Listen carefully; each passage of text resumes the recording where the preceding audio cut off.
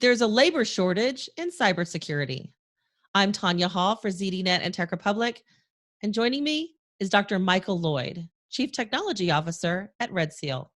Welcome, Dr. Lloyd. Thanks a lot. Good to be here. What does RedSeal do, and what journey brought you there? Sure. Well, what we do at RedSeal is we help people understand their defensive posture. We show them weaknesses in networks and show them how people could break in as a way to harden the defenses. So we call this digital resilience, planning for the attacks that happen all the time these days.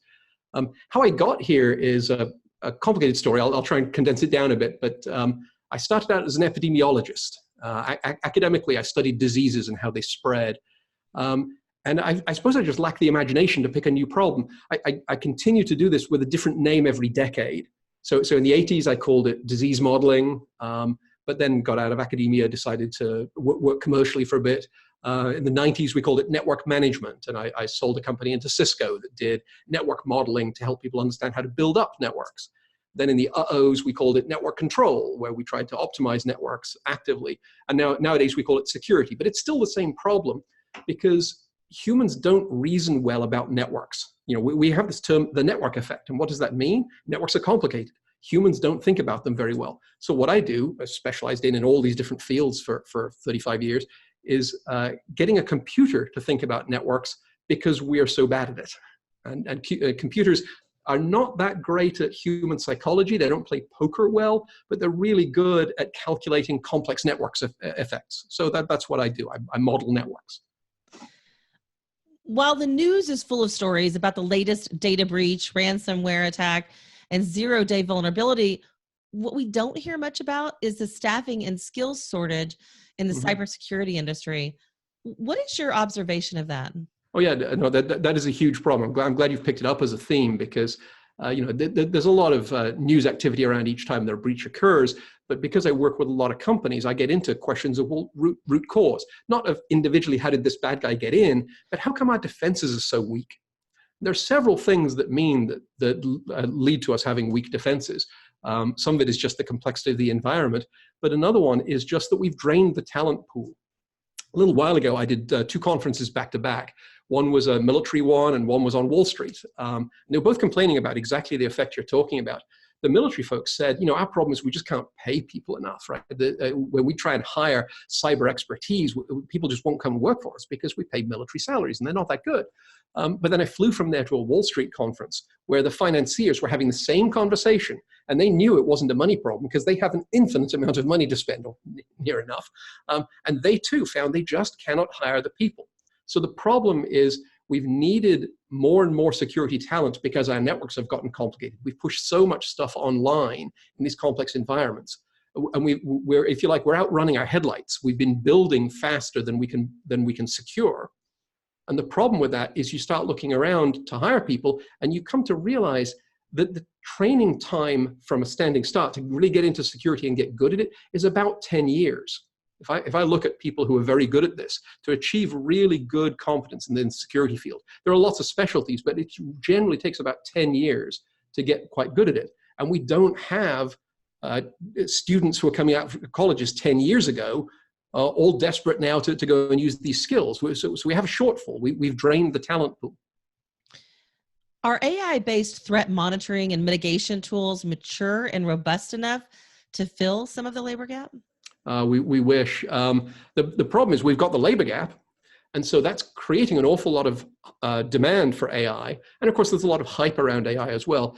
But I find really if you listen carefully to what security professionals are saying to each other, right? If you go to the community meetings where the practitioners talk rather than the vendors, they're all getting kind of sick of the AI conversation because it's been falling short, right? There was this big hope that because we've solved some things like talking to our telephones in language that the phones can then render back, that, okay, now we have intelligent machines.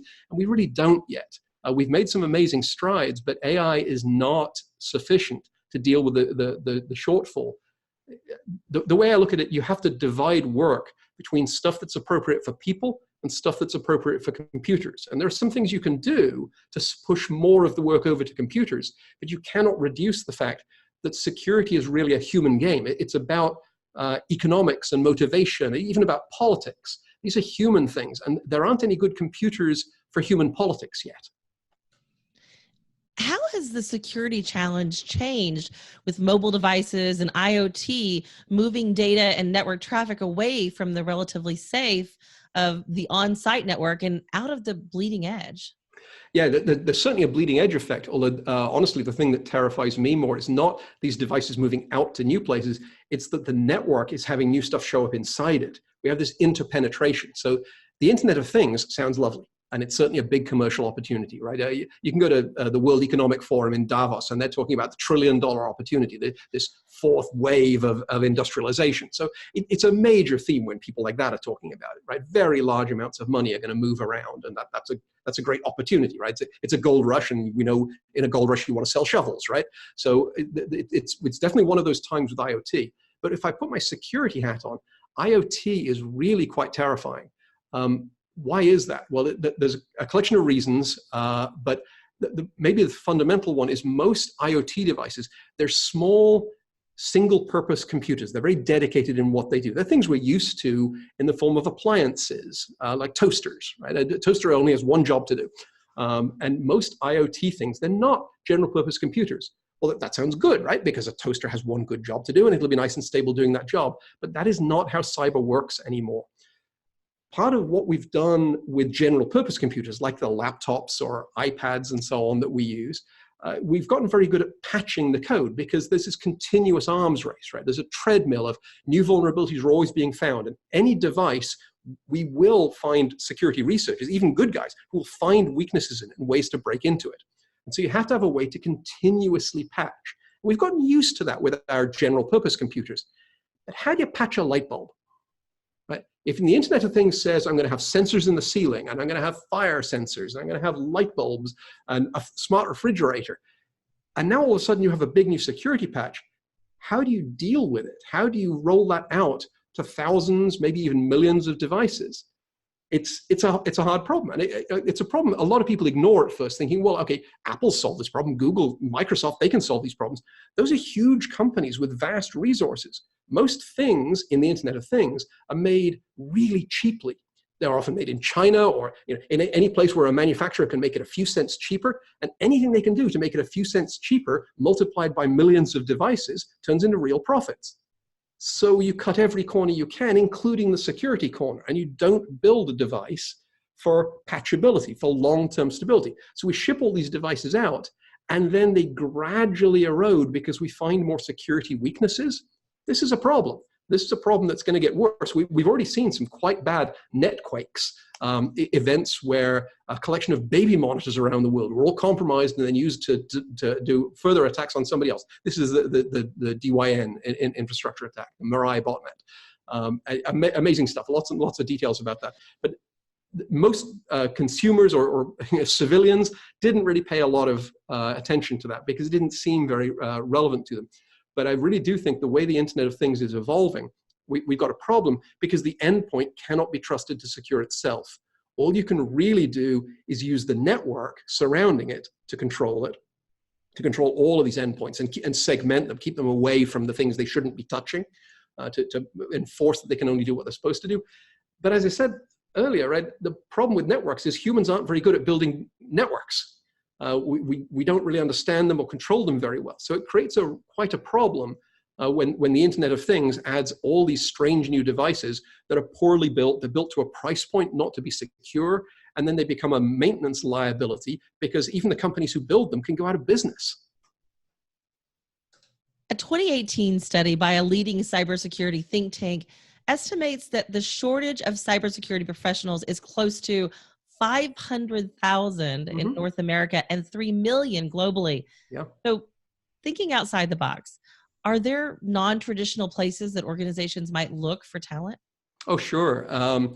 I was at a conference in the UK a little while ago, and I had a great conversation with a guy there who's running an academic program for reaching out to kids with high-function autism on the spectrum, but who are looking for ways to get a livelihood together. And what do people like that have in common? Well, they tend to have ability to focus, ability to screen out distractions, to think about really complicated things. If you think about it, these line up pretty well with what you need for security professionals. So I think this is a brilliant idea. There are even, anybody interested in that, it's worth looking into the British spy agency, the GCHQ, the equivalent of the NSA in Britain. They're quite proud of having what they call a neurally diverse workforce. And I've read some interesting things written by people who work there who said they just landed in that career, and only when they worked at a place that was paying attention to this did they realize they were in fact on the spectrum, and were just very high function, and this was how they'd managed to land a career. So there are people who figured this out and are using this as a non-traditional approach to get more talent into the space. Dr. Michael Lloyd, Chief Technology Officer at RedSeal. If somebody wants to connect with you, maybe they want to find out more about your work, how can they do that? Sure, I'm an old world guy, so email is good, drmike@redseal.net. It's a .net, not a .com. We have a website, Twitter feed, things like that. I'm Dr. Mike Lloyd on Twitter. Thanks again.